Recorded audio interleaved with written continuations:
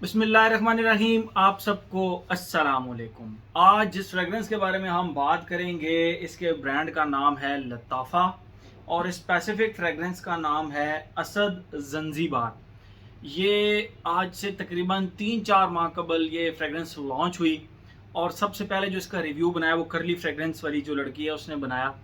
तो मुझे उस दिन से ही इस फ्रेगरेंस का वेट था कि ये पाकिस्तान में कब आएगी और मैं इसका रिव्यू बनाऊंगा।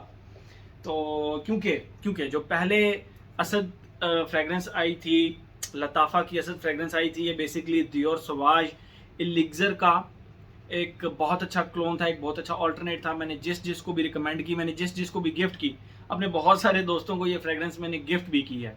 तो जिन जिन लोगों को भी मैंने ये गिफ्ट की उनको ये बहुत ज़्यादा पसंद आई। इवन के बाहर से भी मुझे ये बहुत ज़्यादा गिफ्ट मेरे कुछ भाई मेरे लिए लेकर आए।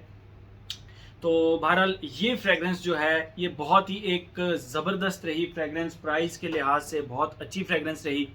तो जब ये जंजीबार आया तो मुझे लगा यार ये किसका क्लोन होगा, ये किससे रिजेंबल करती होगी, ये किससे मिलती जुलती होगी। फिर मैंने करली फ्रेगरेंस का ये एक रिव्यू देखा, उसके बाद अभी तक मैंने इसका रिव्यू नहीं देखा, कोई रिव्यू नहीं देखा था। लेकिन रिसेंटली ये आरिस सलीम भाई, मेरा बड़ा प्यारा भाई है, उसने कराची से मुझे ये फ्रेगरेंस भेजी और मैंने कहा ठीक है इसको देखते हैं, इसका रिव्यू बनाते हैं।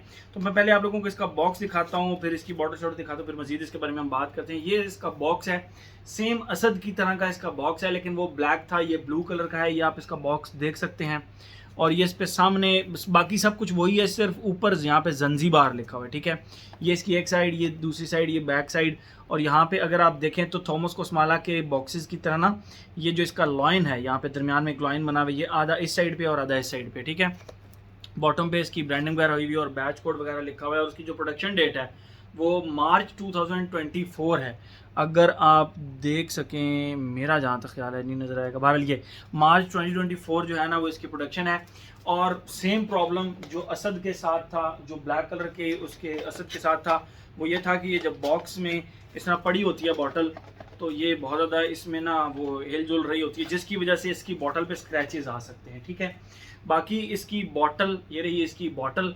ये इसमें तो ये फ्रॉस्टेड मतलब इस बॉटल में तो ये फ्रॉस्टेड ग्लास लगता था, लेकिन इसमें ये ग्लास लगता नहीं है, ये प्लास्टिक लगता है। ठीक है, इसकी फील से ये प्लास्टिक लगता है। ये यहाँ पे इसके असद लिखा हुआ है, ये असद जंजीबार लिखा हुआ है, लताफ़ा बाकी वही असद की तरह की बॉटल है, ब्लू कलर, उसके टॉप के ऊपर लताफ़ा लिखा हुआ है और सिल्वर कलर का इसका स्प्रे है। ठीक है, और बॉटम इसका छोटा है, जो कि मुझे इसकी प्रोटेक्शन के लिहाज से थोड़ा सा ये ठीक है, आप इसको रख सकते हैं, लेकिन ये ठीक है, मेरे ख्याल में गिरेगा नहीं। ठीक है, तो ये हो गया। और कैप इसका बहुत ज़्यादा स्नग फिट है।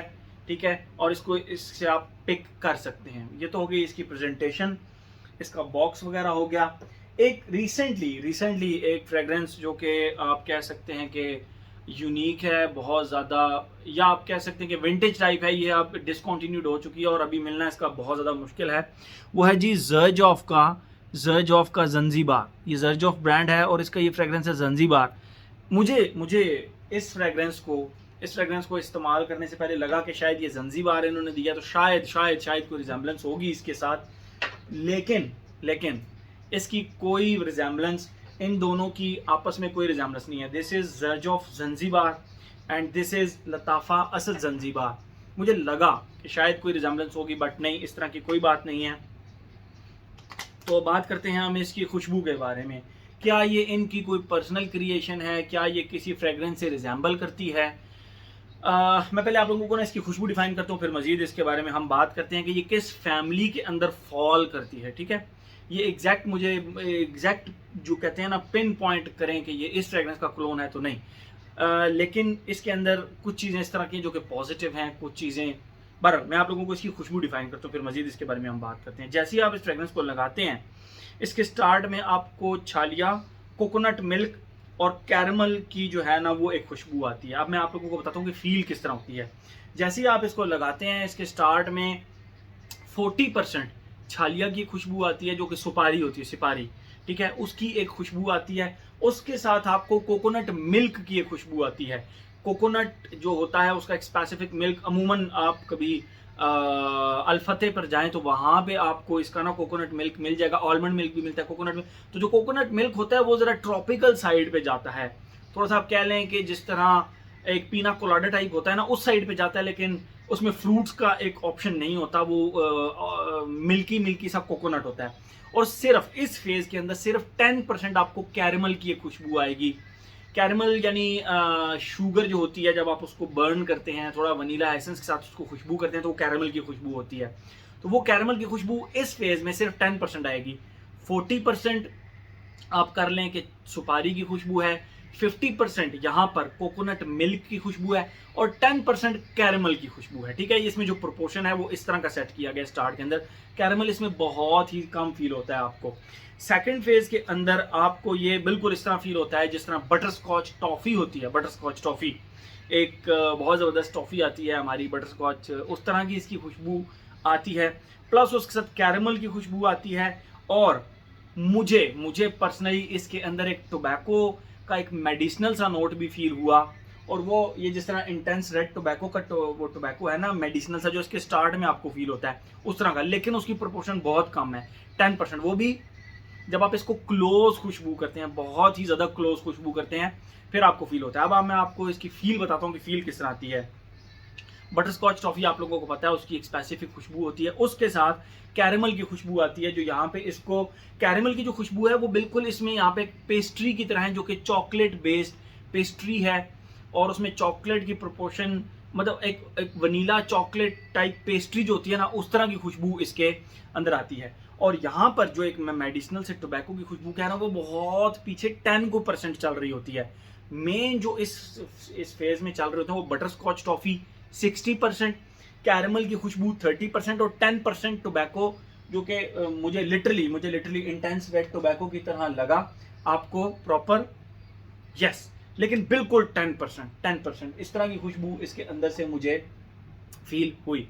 और थर्ड फेज के अंदर ये बिल्कुल एक बटर स्कॉच प्लस एक खोपरा जो डस्टी ड्राई खोपरा होता है, उस तरह की खुशबू इसके थर्ड फेज के अंदर आपको आती है। बटर स्कॉच टॉफी की खुशबू यहाँ पे रहती है और खोपरे की जो ड्राई खोपरा होता है डस्टी सा, उस तरह की खुशबू इसके थर्ड फेज के अंदर आपको आती है। तो अगर टेक्निकली बात की जाए तो from very beginning to the end ये खुशबू आप कह सकते हैं कि कोकोनट बेस्ड खुशबू है, जिसके फर्स्ट फेज में आपको कोकोनट मिलेगा लेकिन कोकोनट मिल्क की तरह मिलेगा। सेकंड फेज में आपको मिलेगा तो आपको कोकोनट ट्रॉपिकल आप कह सकते हैं कि बिल्कुल फ्रेश कोकोनट की तरह की एक खुशबू इसके अंदर मिलेगी। और थर्ड फेज में अगर मिलेगा कोकोनट तो वो बिल्कुल खोपरे की तरह मिलेगा। ठीक है, तो बेसिकली ये एक डोमिनेंट नोट जो इसके अंदर है वो कोकोनट का है, लेकिन तीनों फेजेस में डिफरेंट कोकोनट का अकॉर्ड इस्तेमाल किया गया है। हाँ, फर्स्ट फेज में इसको छालिया ज्वाइन करती है, सेकंड फेज में इसको जो है वो कैरेमल और बटर स्कॉच ज्वाइन करती है और थर्ड फेज में बटर स्कॉच ज्वाइन करती है इसको। ठीक है, तो ये टोटल होगी इसकी खुशबू। अब हम आते हैं अपने पैटर्न की तरफ। Age, gender, longevity, projection, weather, occasion. तो एज की अगर हम बात करें तो मेरे ख्याल में हर एज का बंदा इसको लगा सकता है, no problem at all. The only thing is कि आपको कोकोनट बेस्ड फ्रेग्रेंसेस का पसंद आना जरूरी है। और अगर हम बात करें जेंडर की, भाई मेल फीमेल दोनों लगा सकते हैं इस फ्रेग्रेंस को। मेल फीमेल दोनों ने लाइक किया। मैंने अपने मेल कोलीग्स को भी चेक कराया, फीमेल कोलीग्स को भी चेक कराया, तो उनको ये फ्रेग्रेंस बहुत ज़्यादा पसंद आई। समहाउ ये फीमेल्स को थोड़ी सी ज़्यादा पसंद आई। ठीक है, दो कि ये एक मेल फ्रेग्रेंस के तौर पर लॉन्च की गई है, लेकिन फीमेल्स को लगाने के लिहाज से बहुत ज़्यादा पसंद। हाँ, हम पे लगे हुए, चलिए मैं ड्रेस कोड वाले सेक्शन में बात करूंगा। बहरहाल ये एक परफेक्ट यूनिसेक्स फ्रेग्रेंस है, मेल फीमेल दोनों लगा सकते हैं। अगर हम बात करें इसकी लॉन्जिविटी प्रोजेक्शन की, तो क्योंकि ये अभी रिसेंट इसकी प्रोडक्शन है, अब मार्च 2024 की है, तो वो बहुत ज़्यादा इसको टाइम नहीं हुआ। और उसके बाद ये ट्रैवलिंग में भी आता है, फिर हम तक पहुंचता है, फिर मैंने 2 दिन के लिए फ्रिज में भी रख दिया। तो कहने का मकसद यह है कि लॉन्जिविटी अभी फिलहाल मुझे इसकी कुछ 6, साढ़े 6, 7 घंटे मिल रही है। और प्रोजेक्शन ठीक है, कोई 1 घंटे तक आर्म लेंथ तक ये प्रोजेक्ट करता है, एंड दैट्स इट। बाकी फ्यूचर में यू नेवर नो, क्योंकि जब ये फ्रेग्रेंस आई थी तब इसकी भी लॉन्जिविटी प्रोजेक्शन का मसला था, लेकिन जूं टाइम गुजरता गया ये स्ट्रॉन्ग होता गया और 10 घंटे तक इसकी लॉन्जिविटी प्रोजेक्शन फिर गई। तो इसका अभी तक जो मेरे ऊपर इसकी वो चल रही है कि इसकी में 6 से 7 घंटे इसकी लॉन्जिविटी और प्रोजेक्शन इसकी 1-1.5 घंटा आर्म लेंथ तक है, एंड दैट्स ठीक है। और अगर हम बात करें इसकी वेदर और ओकेजन की, ऑल सीजन फ्रेग्रेंस है, नो प्रॉब्लम एट ऑल। और ओकेजन की अगर बात करें तो यहाँ पे मैं आप लोगों को ड्रेस कोड के साथ बताऊंगा। हर वो ओकेजन जिस पे आप जीन्स की पैंट एक टी शर्ट पहन सकते हैं, तो उसमें आप इस फ्रेगरेंस को लगा सकते हैं। ठीक है, मुझे नहीं लगता ये शलवार कमीज के साथ अच्छी लगेगी, मुझे नहीं लगता कि ये जो है ना ड्रेस पैंट कोट मतलब एक फॉर्मल ड्रेसिंग के साथ टाई शर्ट और पैंट के साथ अच्छी लगेगी। ये अच्छी लगेगी आपको जीन्स की पैंट के साथ, या अगर आपने क्वार्टर ट्राउजर पहना हुआ है, क्वार्टर पहना हुआ है या कोई ट्राउजर पहना हुआ है अच्छा सा, उसके ऊपर आपने ये टी शर्ट पहनी हुई है, तो इस तरह की ड्रेसिंग के साथ आपको ये फ्रेगरेंस बिल्कुल एक्यूरेट जाएगी। ठीक है, तो यही इसकी ड्रेस कोड है। ना ये शलवार कमीज के साथ अच्छी लगेगी, ना ये फॉर्मल के साथ अच्छी लगेगी, कैजुअल के साथ थोड़ी सी ज़्यादा जाएगी। और मेरे ख्याल में रिलीजियस ओकेशंस पे आप इसको नहीं लगा सकते। हाँ, स्पोर्ट्स एक्टिविटी में आप इसको ट्राई कर सकते हैं, अपनी अपनी पसंद की बात है। मेरे ख्याल में स्पोर्ट्स एक्टिविटी में भी ये बिल्कुल ठीक जाएगी, ये फ्रेगरेंस में कोई इस तरह का प्रॉब्लम नहीं आएगा। हर एस्पेक्ट इसका हमने कवर कर लिया। अच्छी फ्रेगरेंस है। रिकमेंड मैं अगर करूं, मैं अगर मुझसे आप रिकमेंडेशन पूछें तो फ्रॉम माय साइड ये फ्रेगरेंस रिकमेंडेड है। रिकमेंडेड है हर वो बंदा जिसको कोकोनट बेस्ड एक ट्रॉपिकल फ्रूटी टाइप फ्रेगरेंस पसंद है। हाँ, फैमिली की बात करें कि ये किस फैमिली के अंदर आती है ये फ्रेगरेंस, पाको रबान का 1 मिलियन परफा जिसके अंदर एक मैंगो का नोट आता था, फ्रूटी सी फ्रेगरेंस आती थी, उस फैमिली के अंदर आती है। आप कह सकते हैं जिस तरह समहाउ एरबा पूरा, वो एक फ्रूटी ट्रॉपिकल, उसके अंदर भी कोकोनट का नोट है, उस तरह उस फैमिली में भी ये फॉल कर सकती है। और कौन सी फ्रेगरेंस होगी, रिसेंटली मैंने कोई फ्रेगरेंस इस्तेमाल की थी, मुझे मेरे जहन से निकल गई। 12 ये इसी तरह की fruity tropical and coconut based fragrances के फैमिली में ये फॉल करती है। अच्छी फ्रेगरेंस है, रिकमेंडेड है मेरी तरफ से।